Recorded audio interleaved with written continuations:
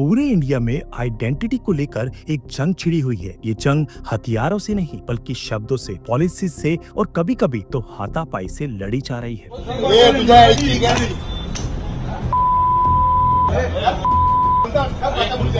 हाल ही के महीनों में महाराष्ट्र में प्राइमरी स्कूल्स में पढ़ाई जाने वाली भाषा पर एक सरकारी ऑर्डर ने प्रोटेस्ट, पॉलिटिकल गुस्सा और सीरियस टेंशन पैदा कर दी। ये कोई एक बार की बात नहीं है, ये उस झगड़े के फ्लैश पॉइंट्स हैं जो दशकों से चला आ रहा है और देश के सामने एक बड़ा सवाल खड़ा करता है। क्या भाषा इंडिया के लोगों को जोड़ेगी या उन्हें तोड़ देगी? ये पूरा विवाद एक बड़ी गलतफहमी की वजह से है। बहुत से लोग सोचते हैं कि हिंदी इंडिया की नेशनल लैंग्वेज है, पर ऐसा नहीं है। इंडिया में कोई एक नेशनल लैंग्वेज नहीं है। संविधान के आर्टिकल 343 में हिंदी को यूनियन गवर्नमेंट की ऑफिशियल लैंग्वेज यानी राजभाषा का दर्जा दिया गया है, यानी सेंटर के कामकाज की भाषा। इंग्लिश को एक एसोसिएट ऑफिशियल लैंग्वेज रखा गया था शुरू में 15 साल के लिए, लेकिन नॉन हिंदी स्टेट्स के भारी विरोध के बाद इसका इस्तेमाल अनिश्चित काल के लिए बढ़ा दिया गया। तो हम ऐसी सिचुएशन में कैसे पहुंचे जहां एक स्कूल लैंग्वेज पॉलिसी पूरे स्टेट को रोक सकती है? इसे समझने के लिए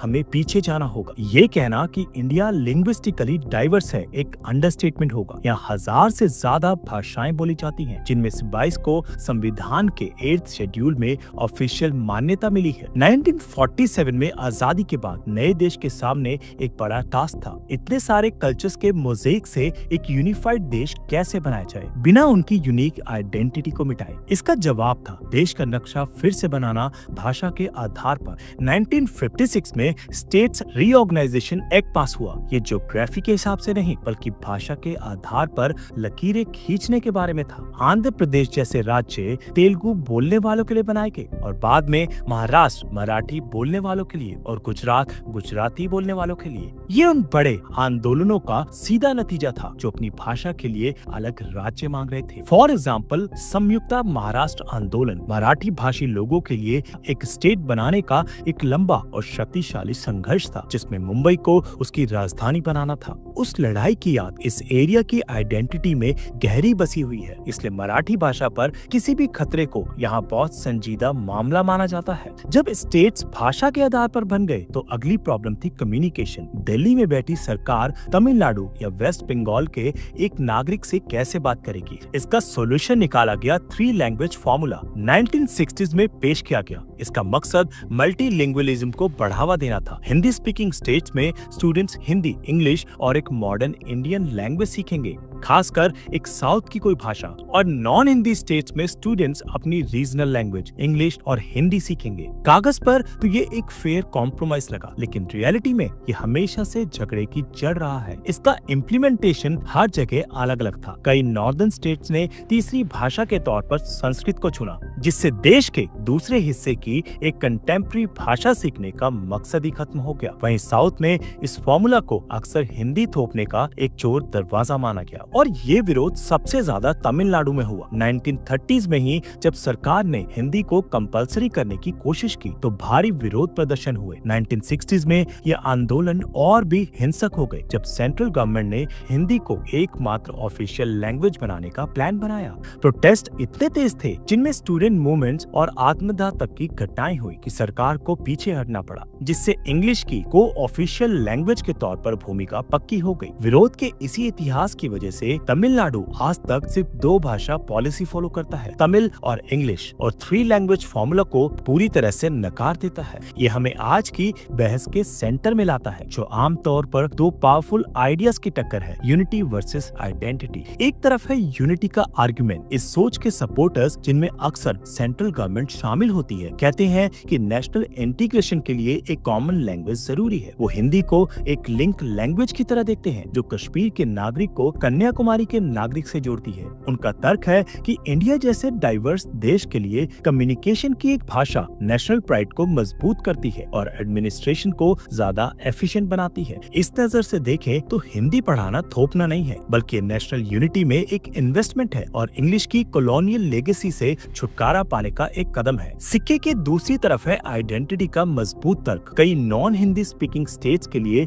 भाषा सिर्फ बात करने का जरिया नहीं है, ये उनके साहित्य, उनकी फिल्मों और उनके इतिहास की भाषा है। इस नजर से उन पर हिंदी थोपना उनकी पहचान पर हमले जैसा लगता है। उनका कहना है कि हिंदी, हिंदू, हिंदुस्तान जैसे नारे कल्चरल यूनिफॉर्मिटी की तरफ एक धक्का है जो इंडिया के डाइवर्स कैरेक्टर के लिए खतरा है। महाराष्ट्र का रीसेंट विवाद इसका परफेक्ट एग्जाम्पल है। अप्रैल 2025 में जब सरकार ने ऐलान किया कि प्राइमरी स्कूल्स में हिंदी तीसरी भाषा के रूप में कंपलसरी होगी, तो इसका जोरदार विरोध हुआ। विपक्षी पार्टियों और कल्चरल ग्रुप्स ने इसे मराठी भाषा पर उसके अपने ही गढ़ में एक हमला कहा। डर सिर्फ ये नहीं था कि मराठी पीछे छूट जाएगी, बल्कि ये भी था कि स्टेट का यूनिक कल्चरल फैब्रिक कमजोर हो जाएगा। एक ऐसा डर जिसकी जड़ें मराठी भाषी स्टेट बनाने की उस कठिन लड़ाई में है। भारी दबाव के बाद सरकार ने जून 2025 तक अपना ऑर्डर बदल दिया। हिंदी अब कंपलसरी नहीं है, बल्कि डिफॉल्ट थर्ड लैंग्वेज है। स्टूडेंट दूसरी इंडियन लैंग्वेज चुन सकते हैं, लेकिन सिर्फ तब जब उनकी ग्रेड में कम से कम 20 स्टूडेंट्स वैसी रिक्वेस्ट करें। लेकिन शब्दों की ये जंग सिर्फ गर्व से कहीं बढ़कर है। ये पावर, एक्सेस और अपॉर्चुनिटी के बारे में भी है। सोचिए, अगर सरकारी नौकरियों के बड़े कॉम्पिटिटिव एग्जाम्स सिर्फ हिंदी और इंग्लिश में हो तो फायदा किसे होगा? जाहिर है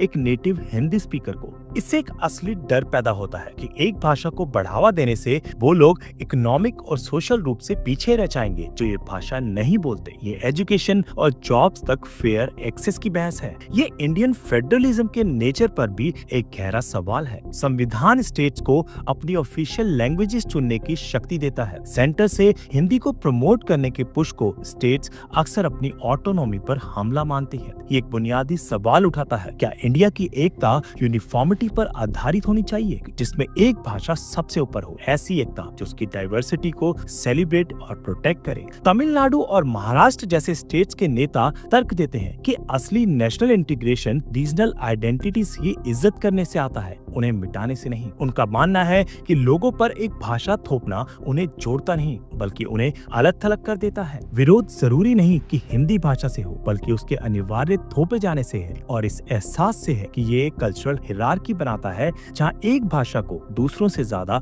इंडियन समझा जाता है। तो हम वापिस आ गए हैं जहाँ से शुरू किया था, आइडेंटिटी की एक लड़ाई जो भाषा से लड़ी जा रही है। एक तरफ एक कॉमन आवाज के साथ एक यूनाइटेड इंडिया का सपना, दूसरी तरफ हजारों साल पुराने डाइवर्स कल्चर्स का जोरदार बचाव। इंडिया की लैंग्वेज कॉन्फ्लिक्ट की कहानी खुद इंडिया की कहानी है। यूनिटी और डाइवर्सिटी के बीच एक लगातार नेगोशिएशन। महाराष्ट्र की हाल ही की घटनाएं दिखाती हैं कि यह सिर्फ एक ऐतिहासिक मुद्दा नहीं है, एक जिंदा विवाद है जो आज लाखों लोगों को प्रभावित करता है। ये हमें एक कठिन सवाल पूछने पर मजबूर करता है, क्या इंडिया एक ऐसा लिंग्विस्टिक फॉर्मूला ढूंढ सकता है जो लोगों को जोड़े बिना उस डाइवर्सिटी को मिटाए जो इस देश को यूनिक बनाती है? आप क्या सोचते हैं, क्या नेशनल यूनिटी के लिए एक कॉमन लैंग्वेज जरूरी है, या किसी एक भाषा को थोपना इंडिया की आइडेंटिटी के लिए खतरा है? अपने विचार नीचे कमेंट्स में शेयर करें। ये एक ऐसी बहस है जिसका हिस्सा हर इंडियन को होना चाहिए।